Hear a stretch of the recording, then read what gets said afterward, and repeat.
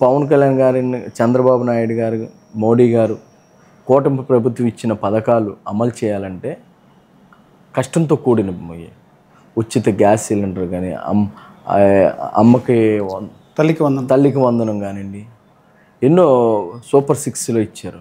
ఇవన్నీ కూడా కష్టమైన పనులే. ఇవన్నీ కూడా ఒక్కొక్కటి చేస్తూ ఉన్నారు. ఇప్పుడు ఇంతకుముందు రైతుకి ధాన్యం కొంటే సంవత్సరం 2 సంవత్సరాలు పట్టేది డబ్బులు వచ్చేది. ఇవాళ 24 గంటలు అవ్వకుండానే వాళ్ళ అకౌంట్లో అమౌంట్ పడుతున్నాయి. అట్లాగే ఉచిత గ్యాస్ సిలిండర్ ఇచ్చారు. అనేకమైన పథకాలు చేస్తూ ఉన్నారు.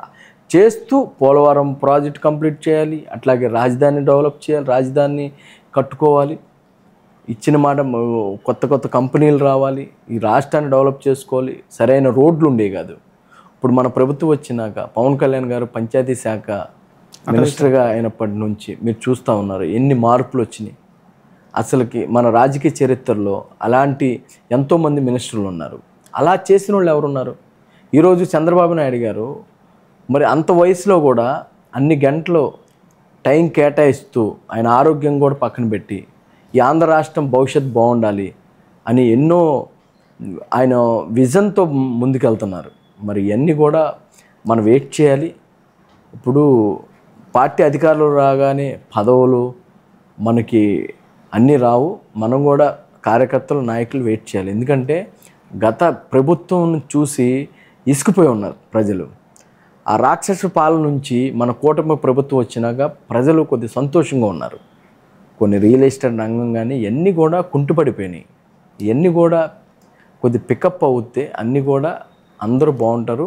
రానున్న రోజులు మంచి రోజులు వస్తాయి. ఆల్రెడీ 9 నెలలకే మనం బాధపడాల్సిన అవసరం లేదు. కనీసం 2 సంవత్సరాలు ఆగితే కానీ అన్నీ కూడా సెటరేట్ అవుతుంది. కుటుంబ ప్రభుత్వం అధికారంగా వచ్చే ముందు సూపర్ 6 హామీ వచ్చింది. ఆ హామీలు దాదాపు గవర్నమెంట్ 9 నెలలు అవుతుంది. ఈ 9 నెలల కాలం నుంచి కానీ ఇప్పుడైనా ఈ హామీలు అమలు చేసే దిశగా ఉన్న ప్రయత్నాలు చేస్తున్నారు. సూపర్ 6లోనే కదా ఉచిత గ్యాస్ సిలిండర్ కానీ అనేకమైన పథకాలు పెట్టారు. ఒక్కొక్కటి అమలు చేస్తున్నారు. ఇప్పుడు మీకు తెలుసు జగన్ పరిపాలన ఎక్కడుందండి? ఓన్లీ సంక్షేమం పథకాలు అని ఇప్పుడు అన్నీ అవినీతి చేసుకొని లక్షల కోట్లు దోషిస్తారు. ఎక్కడ డెవలప్మెంట్? రాజధానిలో ఒక రోడ్డు డెవలప్ చేయలే, రాజధాని కట్టలేదు. రోడ్లు చూస్తే మీరు అధ్వానంగా ఉన్నాయి. అవన్నీ కూడా ఎంప్లాయీస్కి సరే జీతాలు లేవు. ఇవన్నీ ఈరోజు టయానికి జీతం లేదు. 3 నెలలకి 4 నెలలకి కూడా పడే కాదు జీతం ఈరోజు. గతంలో ఇప్పుడు చూస్తూ ఉంటే అన్నీ 1 by 1 చేసుకుంటూ ఉంటున్నారు. అట్లాగే మన టైం పట్టిద్దండి. టైం ఏది కూడా ఏదో అంటారు చూసారా, పిల్లోడు పుట్టంగానే పెద్దోడు అవడు. కొద్ది టైం పట్టిద్ది. మన కూటమి ప్రభుత్వంలో ప్రజలకు విశ్వాసం ఉంది. మన ఎమ్మెల్సీ ఎలక్షన్లో కూడా చూశారు. అందరూ ఏమన్నారు, ఇప్పుడు కూటమి ప్రభుత్వం ఇప్పుడు ఇబ్బందుల్లో ఉంది, జనంలో అసంతృప్తి మొదలైందన్నారు. మా ఎమ్మెల్సీ ఎలక్షన్లో ప్రజలు ఇచ్చిన తీర్పు చూడండి. ఎంప్లాయీస్ కానీ ఇప్పుడు పట్టభద్రుల ఎలక్షన్లో మెజార్టీ ఎంత వచ్చింది? పట్టభద్రులు అంటే మరి వాళ్ళకి అవగాహన ఉంటుంది. అంటే వాళ్ళకి తెలుస్తుంది. ఇప్పుడు ప్రభుత్వంలో ఉన్న వాళ్ళకి కానీ, చదువుకున్న వాళ్ళకి కానీ, ఇప్పుడున్న రాజకీయ పార్టీలు ఏం చేస్తున్నాయి, గతంలో పార్టీ ఏం చేస్తుంది, ఇప్పుడున్న ప్రభుత్వం ఏం చేస్తుంది అనేది అర్థమవుతుంది. ఆంధ్రప్రదేశ్లో ప్రతిపక్ష పార్టీ సంబంధించినటువంటి నాయకులు వల్లభనేని వంశీ కానీ, పోసాని మురళి కానీ ఇలాంటి వాళ్ళని అరెస్టులు అయితే చేస్తున్నారు. ఇది రాజకీయ కక్ష అంటారా? ఎలా స్పందిస్తారు దీన్ని? రాజకీయ కక్ష సాధింపు అంటారా? రాజకీయ కక్ష అంటే అరెస్టులు చేయరండి. వాళ్ళు చేసిన పనులకి వాళ్ళని ఏ శిక్ష చేసినా తక్కువే. ఎందుకంటే ఒక వల్లభనేని వంశీ కానివ్వండి, అట్లాగే వాడు బోరగడ్డ అనిలు వీళ్ళందరినీ ఎన్కౌంటర్ చేయాలి.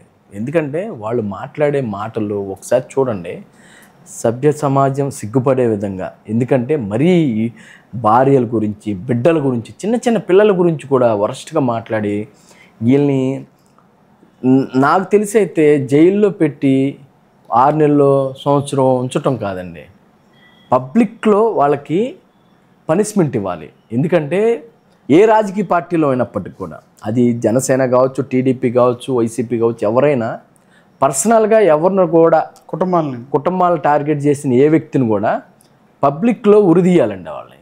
ఎందుకంటే మనం చూస్తూ ఉన్నాం, వంశీ అనే వ్యక్తి ఎలా మాట్లాడాడో ఒకసారి చూడండి. ఎన్టీ రామారావు ఫ్యామిలీ అంటే ఒక పేరు ఉంది, భువనేశ్వరి గురించి గారు.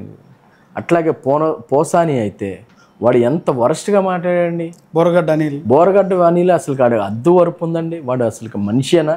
అలాంటి అంటే ఈ ప్రభుత్వంలో ఎస్సీల మీద కక్ష సాధింపు అంటారు. బోరగడ్డ అనిల్ విషయంలో ఒక ఎస్సీ అని చెప్పి ఈ రోజున ఆ రకంగా చేస్తారు. నిజం అంటారు అది? ఎస్సీలు, బీసీలు, ఓసీలు అట్లా అనుకుంటే వంశీ వల్లభనేని వంశీ ఎస్సీయా? పోసాని ఎస్సీయా? ఎస్సీ ఏంటండి? కులం ఏంటండి?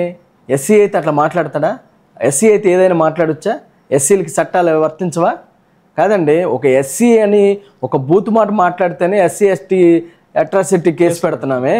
ఒక ఎస్సీ దళితుడిగా ఉండి అంబేద్కర్ భావజాలం అని చెప్పి వాడు నోటికొచ్చి ఏదో వచ్చి అది మాట్లాడితే ప్రజలు సానుభూతి ఏమండి? ఎస్సీయా, బీసీయా, ఓసీయా, కాపా, కమ్మ ఈ కాదండి. వాడు ఒళ్ళు దగ్గర పెట్టుకొని మాట్లాడాలి. బోరగడ్డ అనిల్ అనే వాడిని పబ్లిక్లో శిక్షించిన రోజే సమాజంలో ఒక మార్పు మొదలవుతుంది. ఎందుకంటే ప్రభుత్వం ఏదుంటే అది మాట్లాడొచ్చని విర్రవీగే ఎదవలకి పనిష్మెంట్ చెప్పాలండి. నాకైతే ఈ కేసులు పెట్టి జైల్లో పెట్టడం అనేది నాకు నచ్చలేదు. ఎందుకంటే ఇలాంటి ఎంత ఘోరంగా మాట్లాడండి అనిల్ అనేవాడు. బోరగడ్డ అనిల్ అనేవాడు ఎంత వరస్ట్గా మాట్లాడాడు. కళ్యాణ్ గారి కుటుంబం గురించి. కళ్యాణ్ గారు మంచి మానవత్వవాది కాబట్టి, ఆయన భావజాలంతో ఉన్న వ్యక్తి కాబట్టి ఇలా కేసుల వరకు పెట్టి వదిలేశారు. నాలాంటి వ్యక్తులను వదిలితే వాళ్ళు ఎలాంటి ఏం చేస్తారు? మిమ్మల్ని వదిలితే ఏం చేసేది ఏంటంటే వాళ్ళని నరి రోడ్లో అలాంటి వ్యక్తులను చంపినా పాపం లేదండి. ఎందుకంటే కుక్కల కన్నా కుక్కలు చాలా విశ్వాసంగా ఉంటాయి. కుక్కల కన్నా వాళ్ళ భాష మాట్లాడిన భాష చూస్తూ ఉంటే మా బ్లడ్ బాయిల్ అవుతూ ఉంది. పవన్ కళ్యాణ్ గారి బిడ్డల గురించి మాట్లాడుతుంటే బ్లడ్ బాయిల్ అవుతుంది. మీరు అన్నట్టు మేము ఏదన్నా యాక్షన్ తీసుకుంటే ఎస్సీ, కాపు లేదంటే బీసీ ఈ కులాల మధ్య వైరం వస్తుందనే ఆలోచనతో మేము ఆగాం. కానీ ఆ రోజు మా నాయకుడు ఫ్యామిలీని మాట్లాడుతుంటే మా బాయిల్ అయిపోయింది మా బ్లడ్. పవన్ కళ్యాణ్ గారు ఎక్కడ మమ్మల్ని కంట్రోల్ చేస్తూ మమ్మల్ని కూడా తీసుకోవద్దు, మాట్లాడండి, నేను తిట్లు భరిస్తానని చెప్పి ఆయన భరించినందుకు ఆయన గొప్ప మనసున్న వ్యక్తి అండి. బోరగడ్డ అనిల్ మాట్లాడిన మాటలకు ఇంకో వ్యక్తి అయితే వాళ్ళని రోడ్డు మీద తిరగనీయకూడదు, చంపేసేయాలని.